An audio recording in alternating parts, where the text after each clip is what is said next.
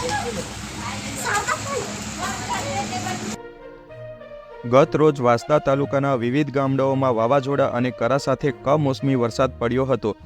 વાંસદાના ગંગપુર ગામ ખાતે ખૂબ જ ઝડપ ગતિએ પવન ફૂંકાઈ રહ્યો હતો અને વાવાઝોડા જોડે ધોધમાર વરસાદ વરસ્યો હતો. વરસાદ જોડે કરા પણ પડ્યા હતા. ઉનાળામાં વરસાદ જોડે મોટા પ્રમાણમાં બરફના કરા પડતા અસામાન્ય ઘટના જોવા મળી હતી. દક્ષિણ ગુજરાતમાં હાલ ડાંગ, કપરાડા, વાંસદા જેવા જુદા જુદા સ્થળોએ માવઠાની અસર જોવા મળી રહી છે, જેના લીધે કેરીનો પાકને નુકસાન પહોંચવાની ભીતિ ખેડૂતો વચ્ચે સેવાઈ રહી છે.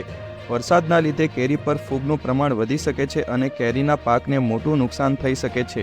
દક્ષિણ ગુજરાતમાં ઘણા સ્થળોએ ધોધમાર વરસાદ પડ્યો છે અને જોડે કરા પણ, પરંતુ ધરમપુર તાલુકામાં માવઠાની અસર ખૂબ જ ઓછા પ્રમાણમાં જોવા મળી રહી છે.